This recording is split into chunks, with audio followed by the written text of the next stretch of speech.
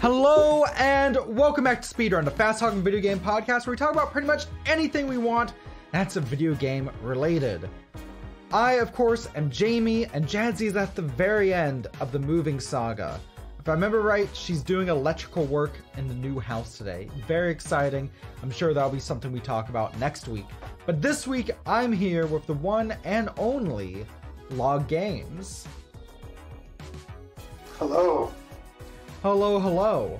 Now, if I remember right, you're actually somewhat local, right? Like, you're also in BC? That's right. Log Games is a BC company. That's awesome. Yeah, because, the show here where we actually record over in Victoria. Yeah, we're in the Vancouver metro area right now. Oh, that's awesome. So, for today's 10-minute episode, I'm starting a timer on. I want to talk about an entire trilogy of games y'all have worked on. Mainly the two epic Dumpster Bear games and newest of all, Jank Brain, which I believe came out last year? That one came out January or February of this year, actually. So, very recent. Yes. So, starting... Oh, sorry, go on. No. There's just the delay is working its magic. You should ask the question. But starting on that, Dumpster Bear itself is very interesting. It's a game I originally found out through a friend of the show, the Golden Bolt, and I was immediately hooked when I first played on Wii U. It has a very distinctive art style. Would you like to go into the story behind that?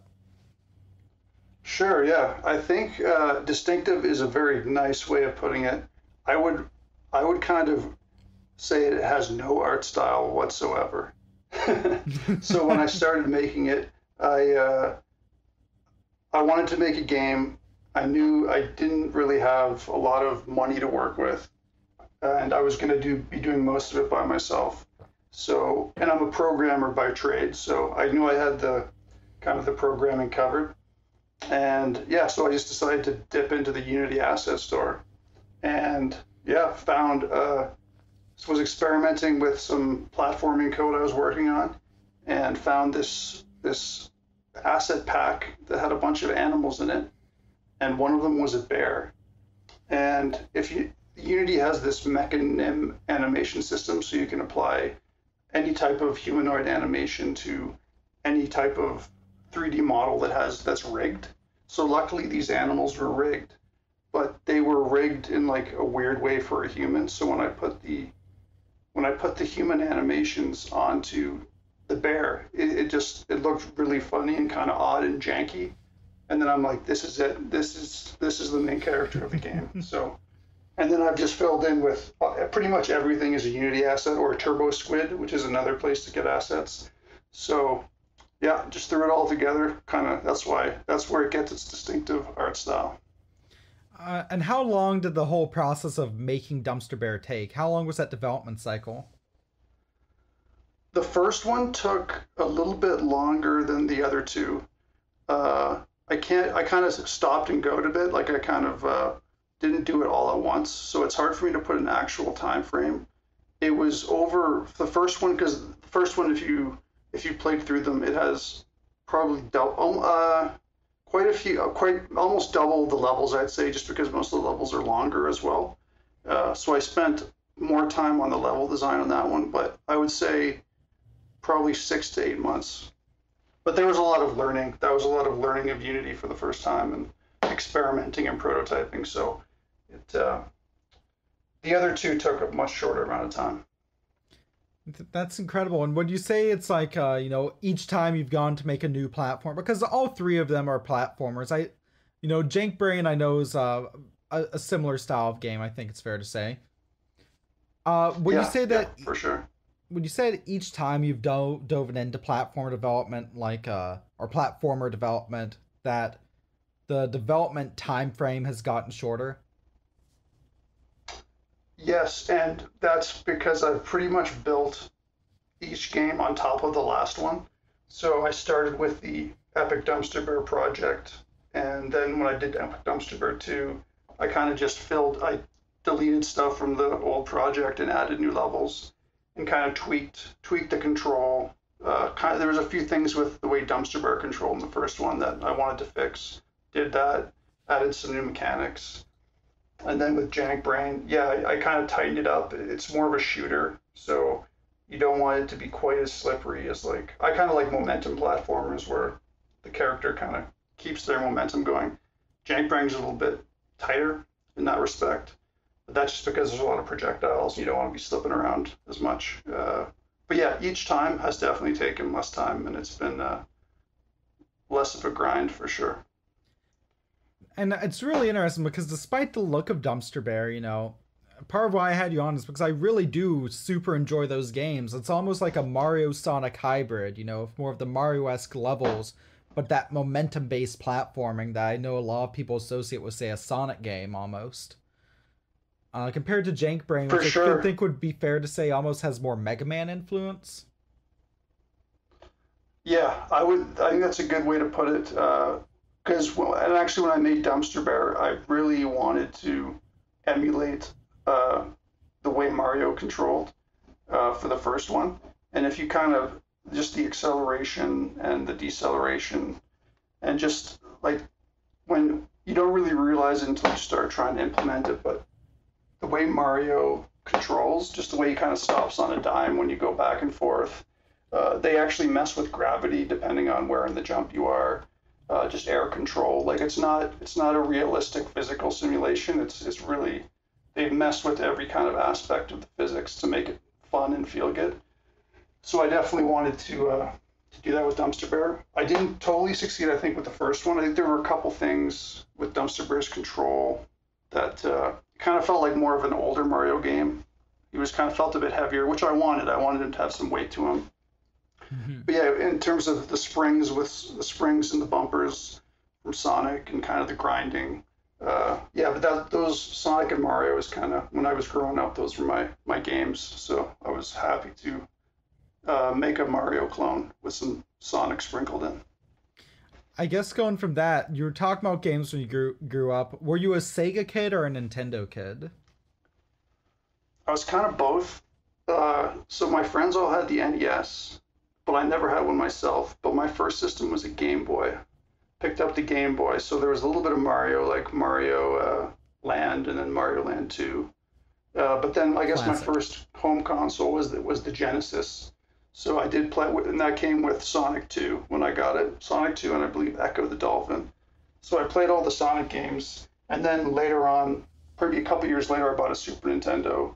Played through all the Marios with Super Mario All-Stars, and so yeah, I was kind of both. But if I had to pick a side, it kind of went back and forth. I started probably Sega, but then I moved over to Nintendo. I think that's fair, and I think it's fair to say that happened to a lot of people. You know, especially when from what I've heard, especially like when the Sega Saturn launched and stuff. So, yeah, no, because that was the end of Sega essentially right there, even though it was a great system. Mm-hmm. Now, going back into Dumpster Bear proper, you know, despite using like these stock Unity assets and stuff, something that I think really sticks out as being wonderfully original is the soundtrack. Yes, that was done by Mike Petrie. The one thing, like I knew I could get kind of Unity assets. I think people who don't know video games, they don't think Dumpster Bear looks as bad as people who do know video games. So if you're really like a gamer, you know it looks really bad. But if you're not a gamer, it kind of just looks like a video game, but like a bad looking one. But with the music, that kind of added a lot of feel. And all the stock music I was looking at just didn't, I needed something that fit Dumpster Bear's story and kind of his attitude and kind of the vibe or the tone. So I had worked with Mike on a Puzzle Monkey. I released a puzzle game on the Wii U called Puzzle Monkeys as well. And he did the music for that. And so I contacted him again. And he's a professional musician, like that's what he does for a living. And he wrote an amazing soundtrack. And he worked on Dumpster Bear 2 and Jank Brain as well. So we've done 3 games together. And yeah, you can check him out on SoundCloud. And it's the most professional, polished thing about the game, aesthetically at least. Well, and even then, I think it's fair to say that the stock asset thing, it's become a defining trait, and it was an intentional choice, right? Yeah, that was more due to just knowing, kind of being realistic about the kind of revenue the game would generate. It wouldn't, if you would have paid for an actual artist, it would have been not worth it monetarily at all. Mm-hmm. So as we go into the final minute, now you mentioned that Wii U puzzle game. As my second to last question, I have to ask, what other games have you worked on besides Dumpster Bear, Jank Brain, and The Puzzler? Not much that's been released publicly. I've kind of messed around with making my own games as I was learning programming as a teenager, but I haven't done. There's nothing really you could see. Maybe a couple of Android games, but I think they've been taken down.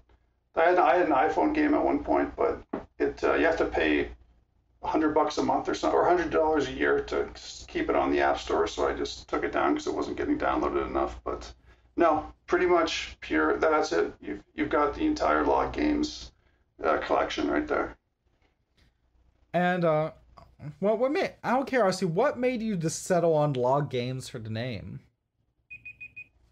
As we hit time. I think that's time. Okay, that was probably just the BC influenced. Dumpster Bear, his forest got destroyed.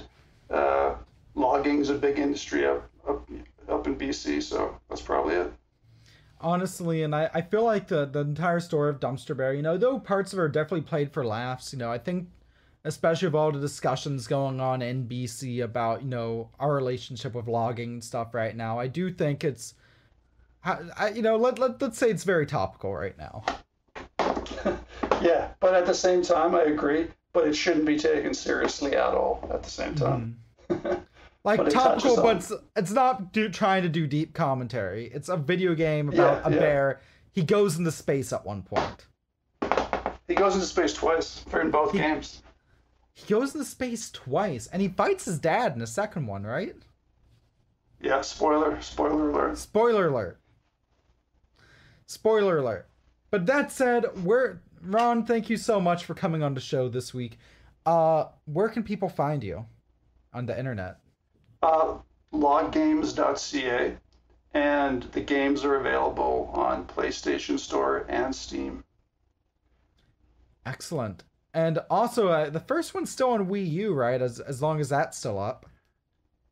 Actually, I think it is in EU, but I think Nintendo of America took down a lot of kind of the independent Wii U games, so I don't think you can get it in America. But I do have some Wii U codes kicking around, so if anybody wants one, send me an email and I'll give you a Wii U code.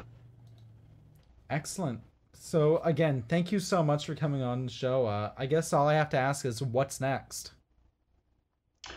Yeah, so this stuff is really kind of a hobbyist thing, so I kind of got to find the time to do it. So who knows? We'll see how everything works out if any time presents itself. But taking a break for now. Might just do it in my spare time for now.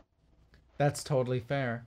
So on that note, Speedrun is made possible in part by Podbean. If you would like some paid podcast hosting of your own, then why not go to podbean.com/speedrun or use the code speedrun at checkout. Help out the show. Also help us out for as low as $1 a month via Patreon, because we are part of Stuff We Play. Send me your podcast episode ideas to jamie@stuffweplay.com and support us via Patreon at patreon.com/stuffweplay. Finally, hopefully for the last time in a bit, we're hoping things settle down soon as we're about to make our schedule for the rest of the year, hopefully. Jazzie edits all these episodes. Yes, even the ones she's not able to be one. She does a fantastic job. She's part of Cleveland Audio Mixology. You can message her at jazzie@stuffweplay.com if you would like to talk about getting your own audio editing package. She's fantastic. So on that note, I've been Jamie. Ron, once again, thank you for coming on the show. Thanks for having me. And on that note, thank y'all very much for listening. Stay classy, and I'll see you next time.